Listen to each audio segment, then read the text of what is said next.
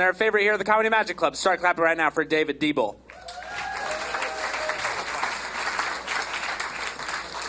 Thank you. Thank you. I represent the Lollipop Guild.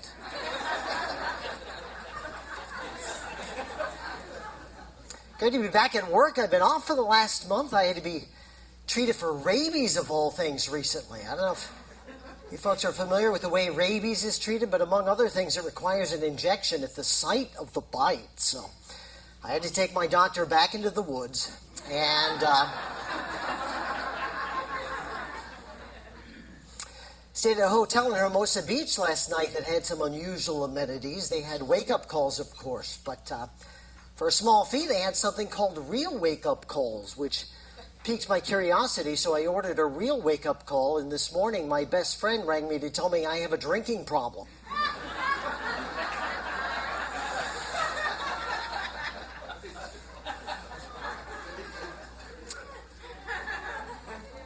I performed on a nude cruise recently. This is amazing. All the passengers naked everywhere at all times. In the audience, in the casino. I don't even know where they put their winnings. But I'll say this much for the nude cruise, ladies and gentlemen. It teaches you to make eye contact.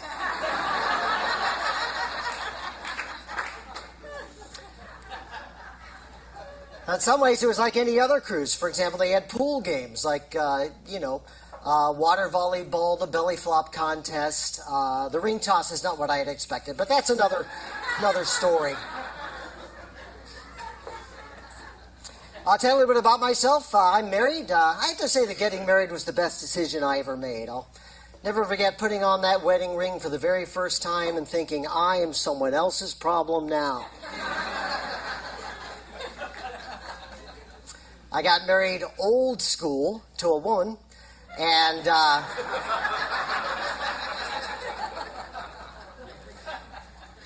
my wife is from Germany. Now, we were told that if my wife only speaks German to the kids and I only speak to them in English, they'll eventually learn both languages fluently, which is the way it's worked for our daughters, but our son is now 16 years old and speaks only Dutch.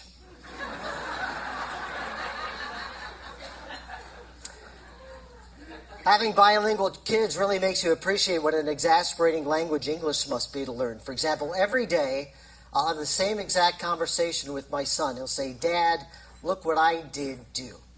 I have to explain to him, now, Luke, remember, in English you never say, look what I did do. It's just, look what I did. Then he dutifully replies, look what I did. And I say, very good. Now, what did you do?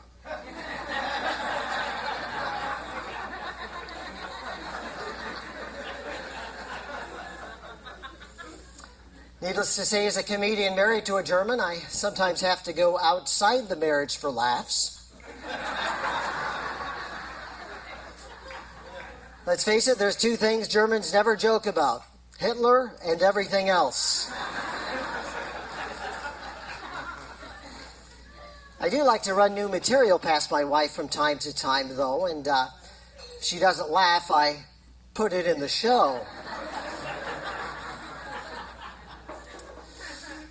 She speaks almost perfect English. She makes small mistakes from time to time. For example, we were at a party recently, and somebody made an inadvertent pun. Then they said, no pun intended, and my wife replied, none taken.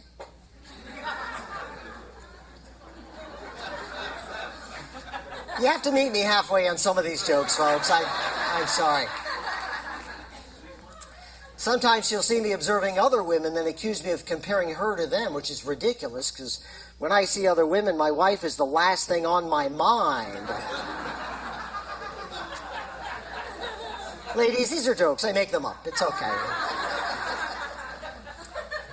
So we argue about money on a regular basis. For example, she thinks we can afford a pool boy of all things, but I'm worried if I cave on that, we're going to end up having to get a pool as well.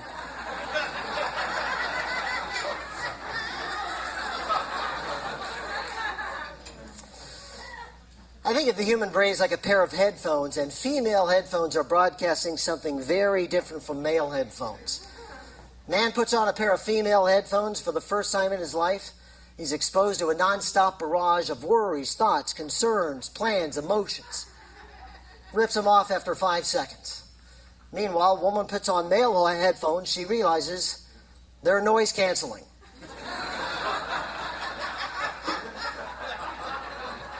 She's like,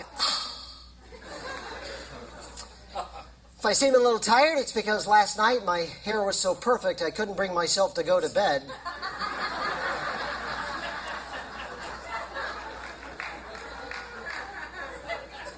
They tried to confiscate my hair gel at John Wayne Airport last night because I had 6 ounces of it in my carry-on bag. And I didn't let them take it. I just put it in my hair, where apparently it's legal.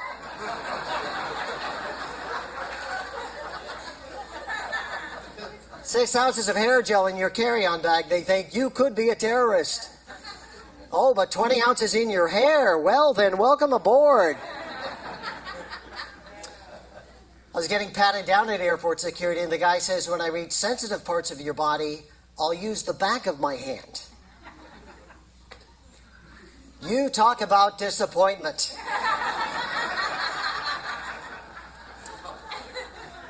Gentlemen, you ever get patted down at airport security in the United States? You want to get out of it? Very easy. You just got to know your rights. Remember these 2 words. Female assist.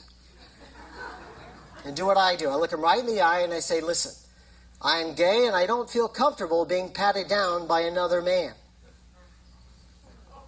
It's too arousing. Then I insist on being patted down by a woman. Preferably a leggy blonde in equestrian boots. Now, this microphone isn't even real. I don't know why I'm pretending to use it.